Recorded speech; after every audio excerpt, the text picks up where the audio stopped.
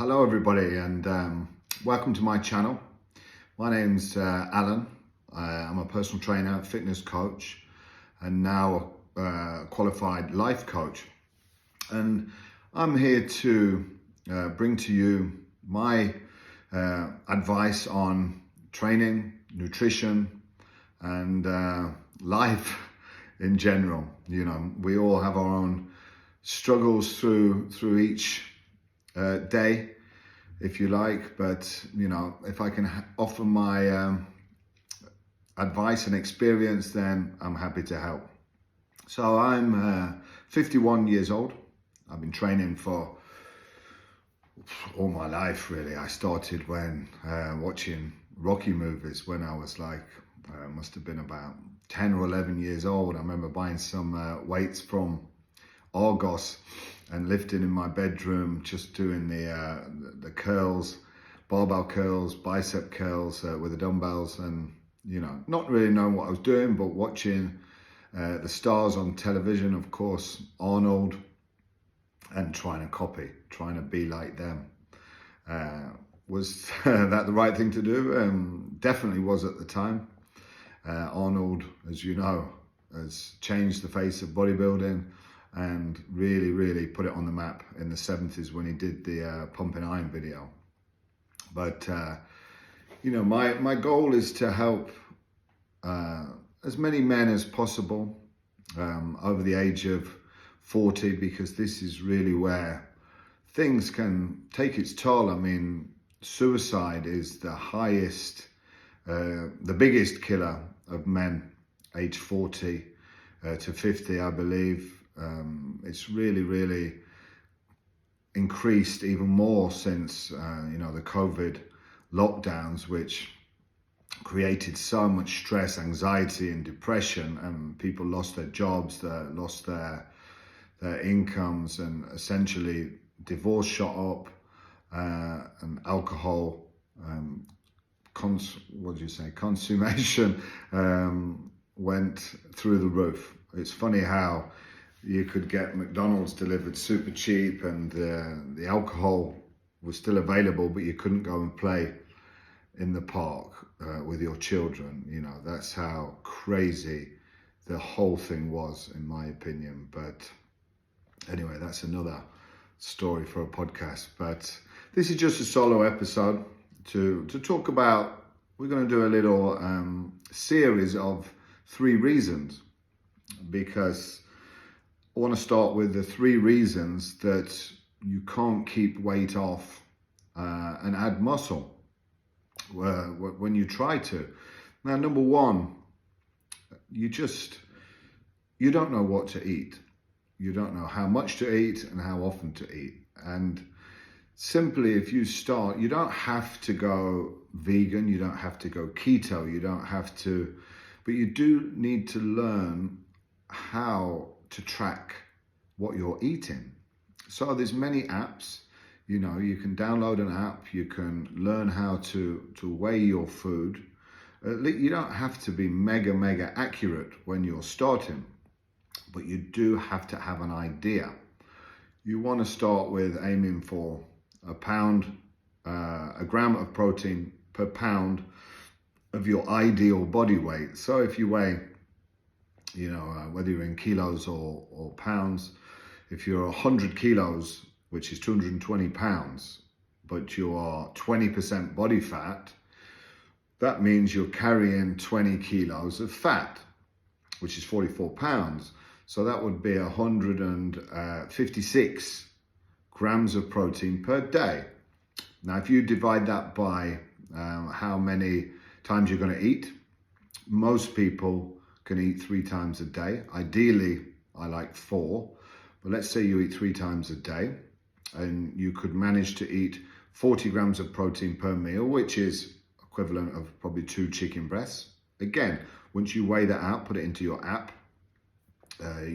Your app will help you will tell you how much protein you've got in that meal. So if you had the 2 chicken breasts at lunchtime there, that's 40 grams, and you did that 3 times. Now, I'm not saying eat three lots of chicken breasts. You would have your eggs for breakfast, you would have a steak for dinner, for example. That would be 120 grams. Then one protein drink, which is about 25, depending on the brand. That would be, your protein for the day. It's really easy to consume that. Men don't often have a problem consuming that amount of protein. Often ladies struggle to eat that much, so then they can drink 2 protein drinks per day. Of course, they need a little less because they're generally smaller. But if you started with that protein and just calculated that, you need to find your maintenance calories. Now, what that means is you need to eat the same as you do, but track it for 5 days. You need to look at the total calories that you've got for those 5 days each day. Let's say you calculated it and you realize that you're eating 3,000 calories per day, or 15,000 over that 5 days. Some days might be more, some days might be less, but you get the average and then you weigh yourself every day.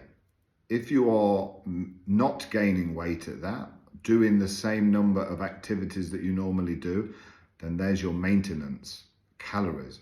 So what you first need to do is to create a calorie deficit, which means you've got to eat less. And simply keep your protein the same, simply remove some carbohydrates or some fats from your diet. If you are doing the low carb version, then you're going to be eating more fat, so you would lower the fat. If you're doing the higher carb standard bodybuilding diet, if you like, then you lower the carbs to create this calorie deficit of around 500 calories.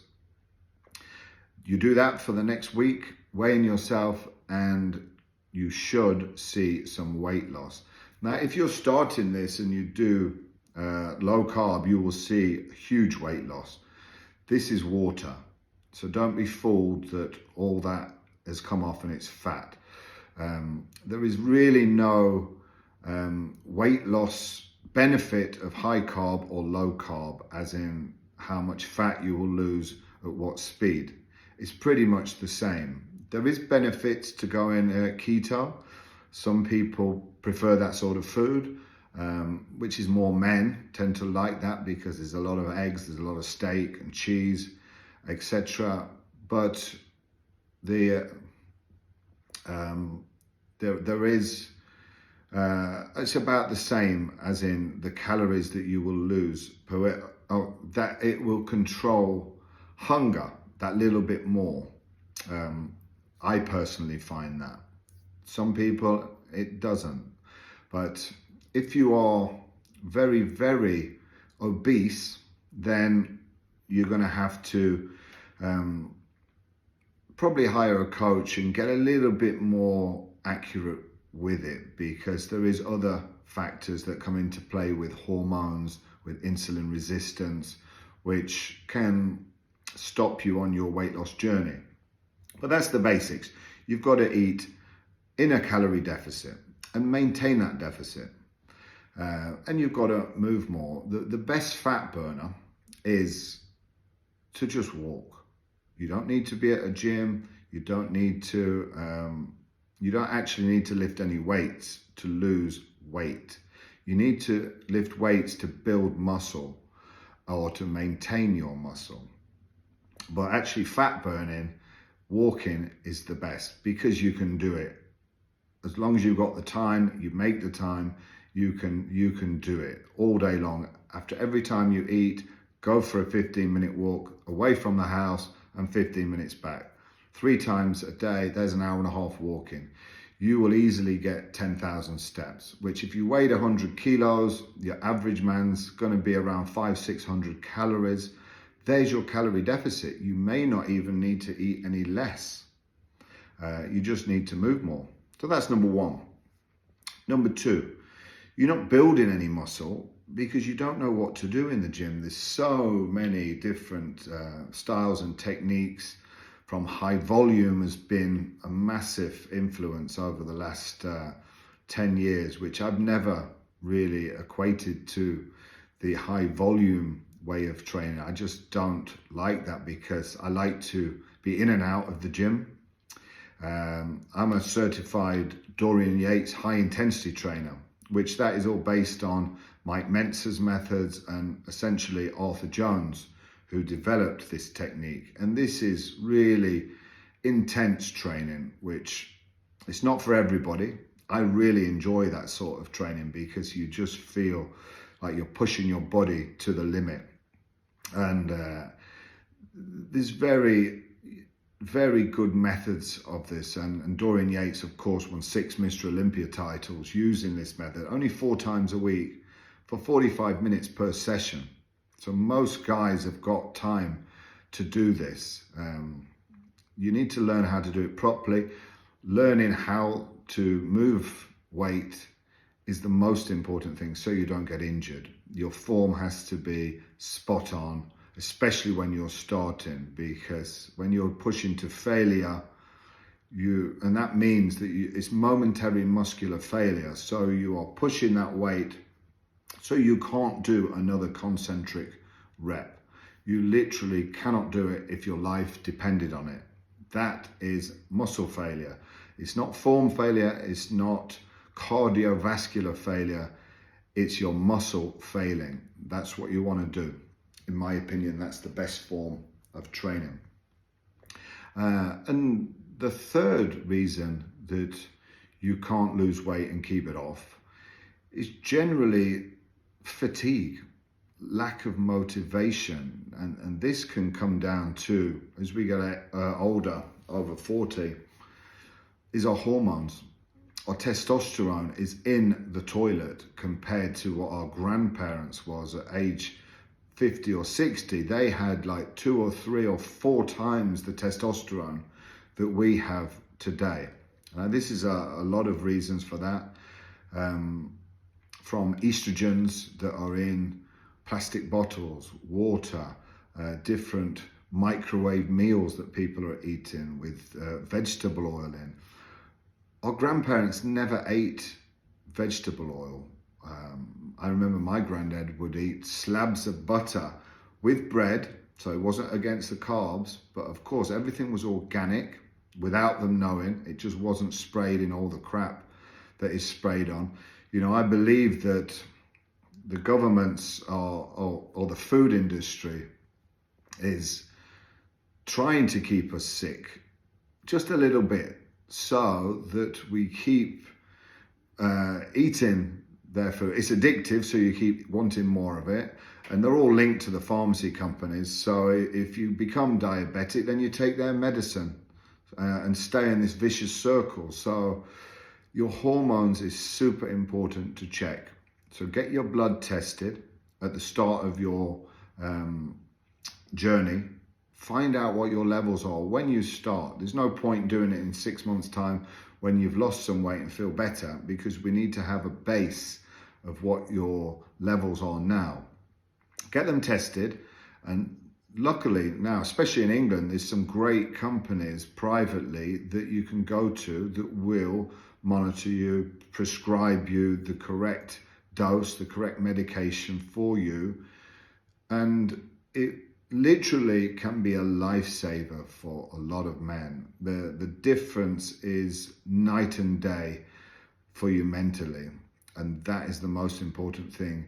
If your mental health is strong and your mind is on point, then you have the motivation to get up and go to the gym, or to get out and do a walk, or just to eat right. It's everything matters.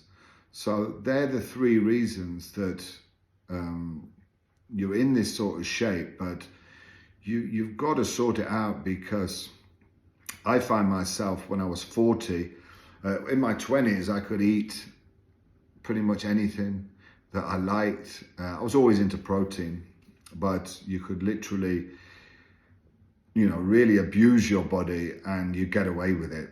Especially if you've got half decent genetics, it makes it just that little bit easier.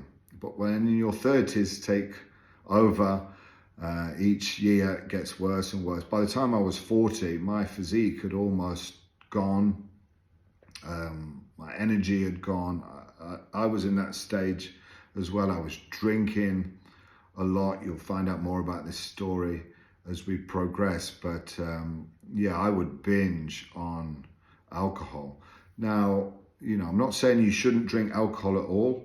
If you have a problem with it and you can't control it, then yes, you need to quit and get off. I took 7 years off without one drop, and it was the best thing I did.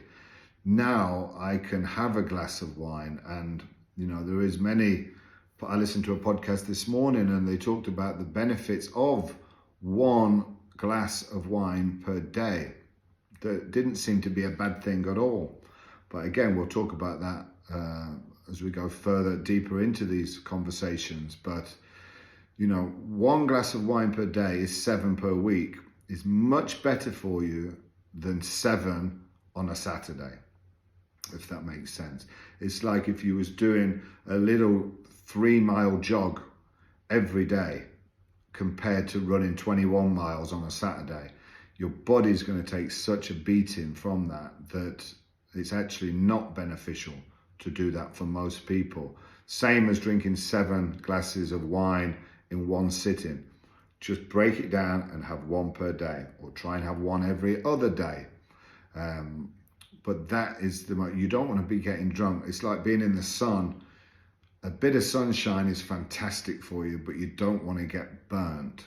So what do you say? The dose, the poison is in the dose, if you like.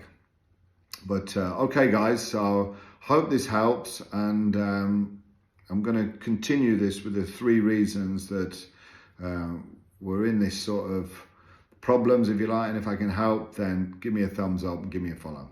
Thanks, guys.